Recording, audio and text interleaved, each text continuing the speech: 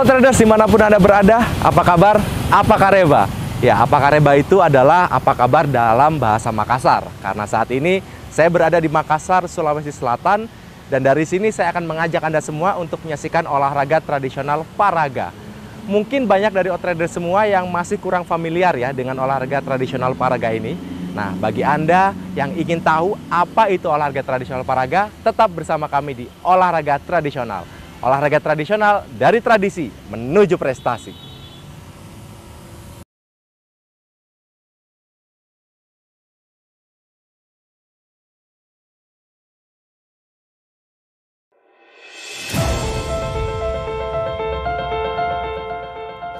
Warisan luhur bangsa memadukan atraksi olah gerak, mulai dari kelincahan, kerjasama, dan juga seni. Itulah paraga. Traders, pada episode kali ini saya bersama tim berkunjung ke kota Makassar untuk melihat secara langsung olahraga tradisional khasnya, yaitu paraga. Di ibu kota Provinsi Sulawesi Selatan yang dulu bernama Ujung Pandang ini, saya menyaksikan berbagai kemajemukan etnis, suku, mulai dari Makassar, Bugis, Toraja, Mandar, Buton, Jawa, dan Tionghoa yang hidup rukun berdampingan. Selain pesatnya pembangunan yang terus dilakukan pemerintah Provinsi Sulawesi Selatan, masih sangat memperhatikan berbagai warisan cagar budaya seperti Benteng Rotterdam dan juga Benteng Somba Opunya. Saat saya mengunjungi Pantai Losari yang begitu eksotik, saya terkesan dengan sebuah bangunan patung yang menggambarkan olahraga tradisional Maraga atau yang lebih dikenal dengan nama Paraga.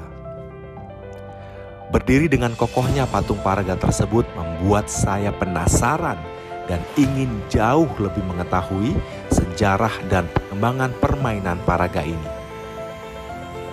Untuk itu, kami menuju Benteng Somba Opu menemui tokoh budayawan Makassar, Andi Abu Bakar Hamid, yang tengah melatih serta membina para anak muda bermain paraga. Paraga di Sulawesi Selatan adalah permainan yang sangat disenangi oleh para bangsawan di Sulawesi Selatan. Permainan ini banyak dimainkan oleh keluarga kerajaan, di mana di paraga inilah mereka akan menunjukkan keterampilan, kerjasama, serta bagaimana dia mengolah bola ini dengan kemampuan-kemampuan mereka. Jadi biasanya dimainkan di halaman istana, bersama dengan kerabat kerajaan. Namun kemudian juga kadangkala dipentaskan di area umum, di lapangan, di mana rakyat semuanya menonton dan bermain. Di dalam permainan ini mereka saling mengadu keterampilan, saling menampilkan keterampilan mereka dalam mengolah bola. Dan yang paling inti bahwa di dalamnya itu selalu dia memulai dengan kerjasama yang kuat, menata diri dengan kemampuan-kemampuan keterampilan, serta bagaimana mereka berolahraga dan mengeluarkan rasanya itu sebagai ekspresi-ekspresi permainan. Perkembangan saat ini ya lumayan, sebab komunitasnya masih kuat. Kenapa? Karena regenerasinya juga masih berlanjut. Kenapa? Karena ketika mereka pada usia produktif, mereka sudah aktif dengan kegiatannya, muncul lagi generasi berikut.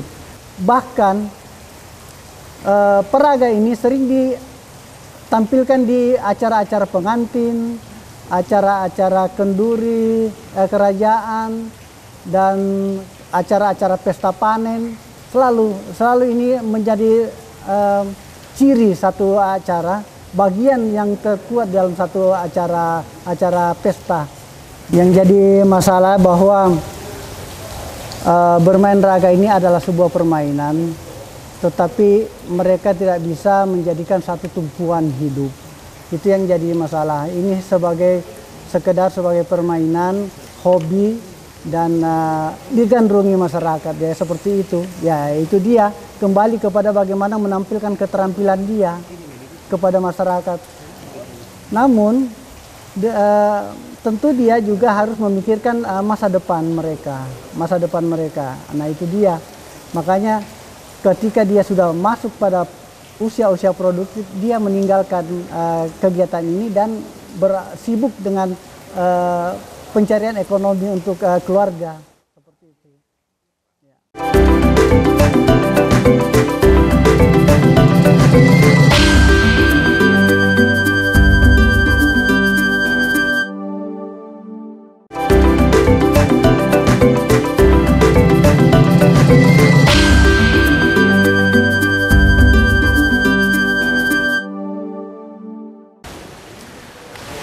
Outriders, setiap olahraga tradisional tentu memiliki aturan dan cara bermain masing-masing. Nah, sesaat lagi saya akan mengajak Anda semua untuk melihat dan menyaksikan apa saja aturan bermain dari olahraga paraga berikut ini.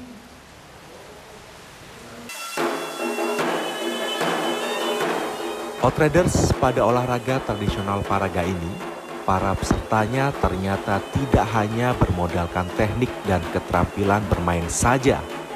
Setiap kali akan beratraksi, mereka dituntut harus tampil rapi dengan busana khasnya, baju adat, kantiung, dan kapa-kapa. Ternyata seni paraga saat ini tidak hanya melibatkan kaum pria saja dalam memainkannya. Untuk menambah daya tarik penonton dan juga memotivasi para pemainnya, kaum wanita juga ikut ambil bagian. Dengan mengenakan pakaian khasnya, yaitu baju bodo toko, para remaja putri dengan tarian Nipa Kalabinya menjadi acara pembuka sebelum digelarnya atraksi paraga. Jadi tari ini kami kasih nama Nipa Kalabi. Maksudnya itu penghargaan kepada tamu. Jadi kami biasa menampilkan kalau ada tamu yang berkunjung, tarian ini ditampilkan untuk menghargai si tamunya. Jadi mereka menari dulu, setelah tarian itu selesai barulah tamunya diundang masuk. Ya, jadi yang mereka pakai sekarang ini adalah khas Sulawesi Selatan, baju bodo namanya. Kemudian di bawahnya itu sarung sutra. Nah, kami menambahkan perhiasan untuk mempermanis seperti gelang. Kalau di daerah kami itu namanya lola. Ini, kemudian ada kalung dan ini namanya kutu-kutu. Jangan bukan kutu yang di rambut ya, tapi ini kutu mahkota maksudnya. Kemudian di belakangnya ada kembang untuk mempermanis. Tari ini kami ambil dari simbol-simbol tari khas Pakarena, Makassar. Jadi Pakarena itu adalah tari tradisional khas Makassar, suku Makassar ya. Karena di Sulawesi Selatan itu ada beberapa etnis, ada Bugis, ada Makassar, ada Toraja. Nah, yang kami bawa ini adalah etnis Makassar. Jadi dia itu dari Pakarena, Jangang Lea-Lea. Ini sebenarnya adalah motivasi untuk para lelaki yang sedang berada di luar mencari nafkah. Jadi mereka walaupun di rumah, tapi mereka itu tetap memberikan semangat dan support kepada suami, bahwa kalau mereka pulang, mereka itu tetap dengan tabah menanti kedatangannya. Jadi itu disimbolkan dari pukulan gendangnya yang ritmis. Jadi Sulawesi Selatan kan dikenal sebagai perantau, pelaut. Jadi kalau sang suami pergi melaut, itu diibaratkan dengan pukulan gendang yang bertalu-talu. Perempuan dengan tabah dan sabar melakukan gerakan dengan perlahan. Itu yang mereka lakukan. Jadi kontras antara gerakan tersebut tetap terlihat dinamis.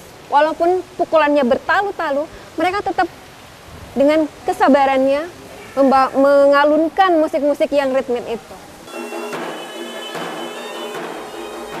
Selain pemain, penari, serta atraksi olahraga tradisional paraga, untuk menambah meriah jalannya permainan, berbagai alat musik khas Makassar juga diikut sertakan di setiap pementasannya. Setidaknya terdapat 5 jenis alat musik yang mengiringi setiap atraksi, mulai dari mengiringi tarian hingga atraksi permainan.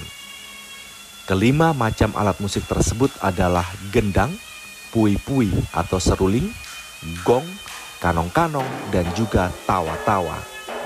Kehadiran para musisi pengiring pada setiap tarian dan juga atraksi paraga tersebut kian memotivasi para pemainnya untuk mencurahkan seluruh keahliannya, sehingga perhelatan berjalan meriah serta menarik perhatian masyarakat sekitar untuk melihat langsung.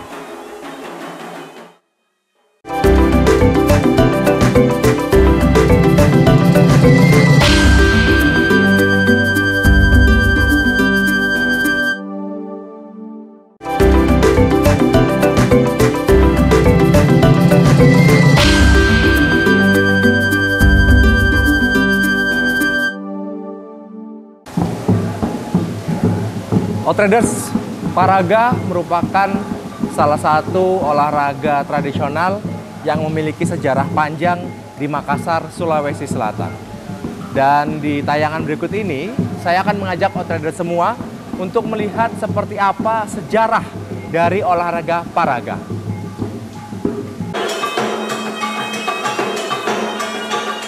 Sejarah, perlengkapan, pakaian, dan juga alat musik pengiring sudah kita bahas.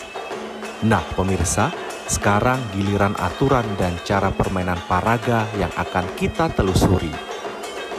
Menurut salah seorang pemain paraga, yaitu Syukri, maraga atau yang lebih dikenal dengan paraga merupakan permainan olahraga dan sekaligus kesenian tradisional khas Bugis Makassar, sangat berbeda dengan olahraga sepak takraw.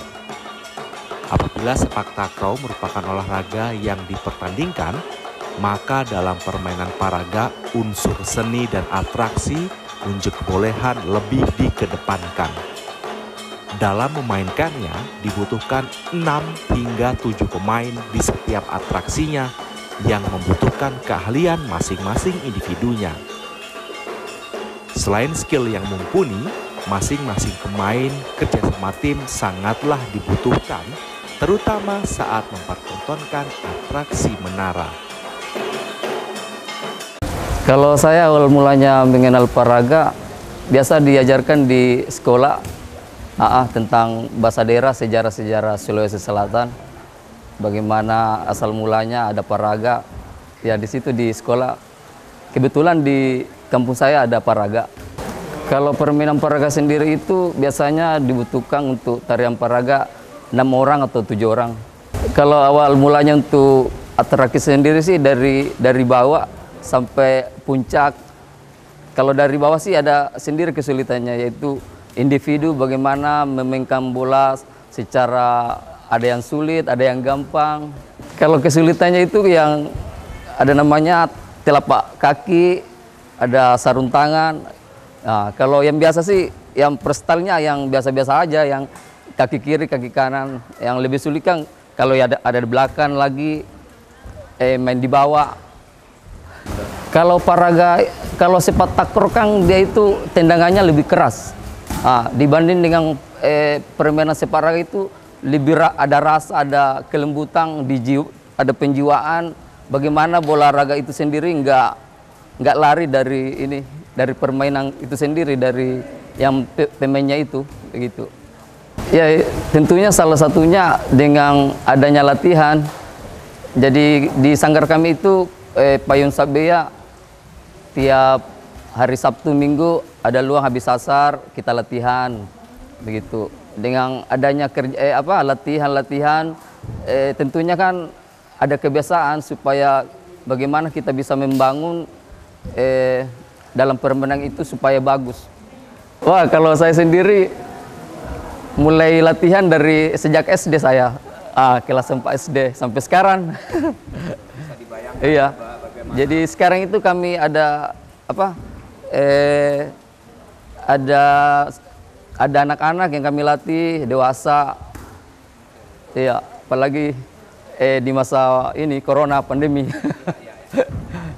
Tentunya bagus sekali kalau ada acara adat, entah itu acara kawinan, penyebutan pejabat ataukah acara lain, itu tentunya bagus supaya bagaimana paraga itu dilihat oleh masyarakat baik di Makassar maupun di luar Makassar itu sendiri, supaya inilah dari Paraga dari Sulawesi Selatan, ikonnya begitu Pak.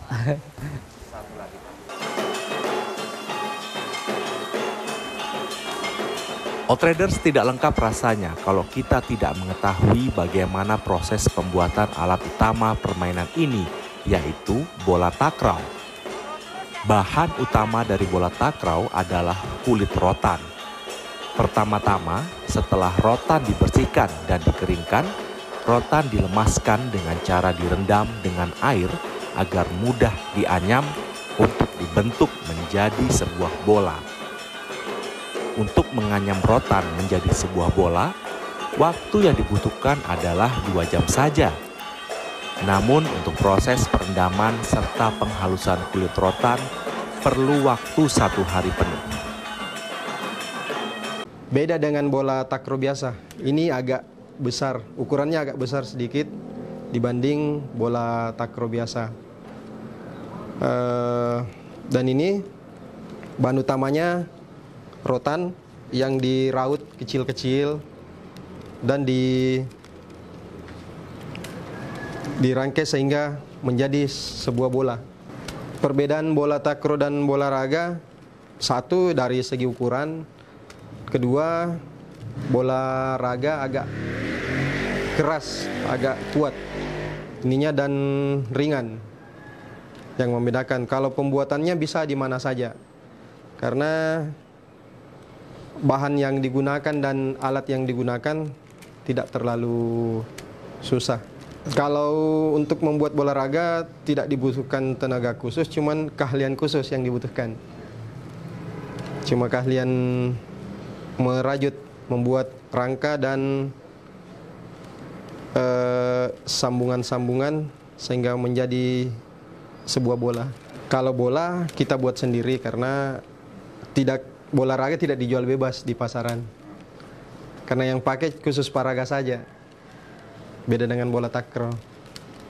Yang kami buat kami utamakan untuk dipakai. Kami jual kalau ada pesanan khusus. Dari teman-teman paraga misalnya ada yang mau pakai latihan, kita buatkan dan mereka mengganti biaya bahannya. Iya, kalau di sanggar sendiri ada teman yang khusus bisa membuat bola raga, properti penari, alat musik tradisional.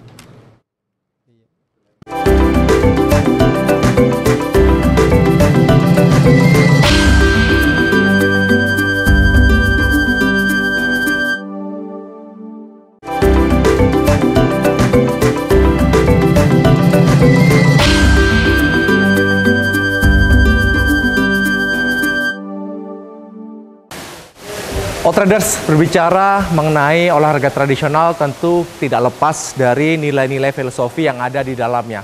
Karena nilai-nilai filosofi tersebut bisa membentuk karakter dari masyarakat yang ada di daerah itu. Nah, berikut ini saya akan mengajak Anda semua untuk melihat apa saja nilai-nilai filosofi yang ada dalam olahraga paraga berikut ini.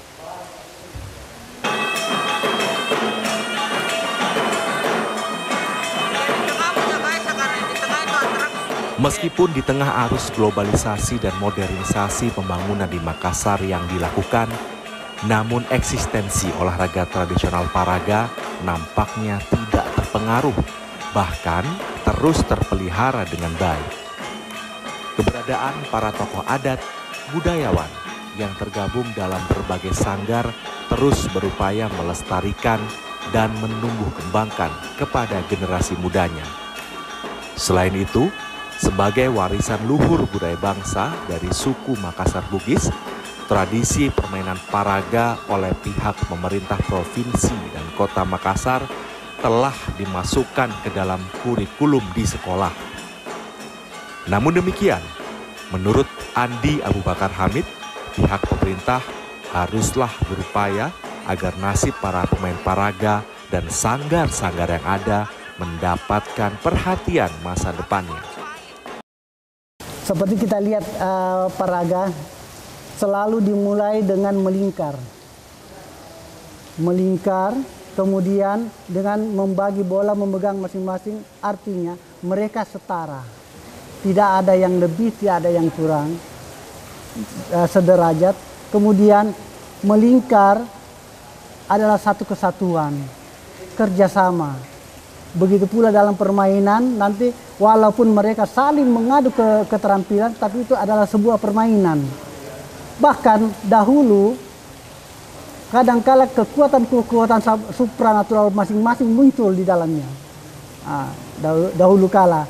Namun sekarang hanya sebuah permainan, sebuah keterampilan, sebuah olahraga, ya sebuah kesenian, sehingga sebatas-batas keterampilan saja. Dan disitulah bagaimana dia menyusun diri, bertingkat, itu adalah simbol-simbol kerjasama. Di dalam masyarakat Bugis Makassar, kerja gotong royong itu menjadi utama dalam kehidupan mereka.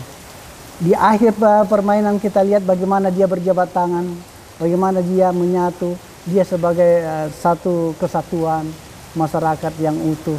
Seperti itu yang ada dalam. Di samping kesenian, Paraga ini sebagai permainan kesenian dan tentu unsur olahraganya kuat di dalamnya. Termasuk atraktif, ya atraktif, dan tentu sebelum mereka bermain juga tentu ada pemanasan. Sebagaimana olahraga sesungguhnya ada tahapan-tahapan pemanasan sampai pada akhir juga ada tahap pendinginan. Nah itu juga makanya di dalam sebagian besar daripada anak-anak sekarang itu lebih cenderung ke sini karena unsur olahraganya itu begitu kuat. Menggerakkan otot, menguatkan kaki, menguatkan semua persendian ada di dalam permainan ini. Ya, saya kira seperti itu. Ya. Selain peran aktif para budayawan, sanggar maupun pihak pemerintah serta stakeholder lainnya, terpelihara, terlestarikan, dan bertumbuh kembangnya permainan paraga di lingkungan masyarakat tidak lepas dari nilai-nilai filosofi yang terkandung di dalamnya. Nilai-nilai kesetaraan, kerjasama, keselarasan, dan tanggung jawab yang tercermin dalam setiap atraksinya.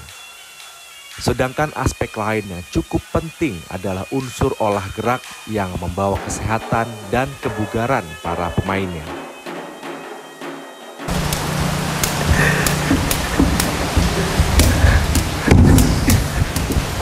Pemirsa, ternyata olahraga paraga ini tidak semudah yang dilihat ya. Perlu latihan dan juga kerja keras untuk bisa menguasai olahraga paraga ini.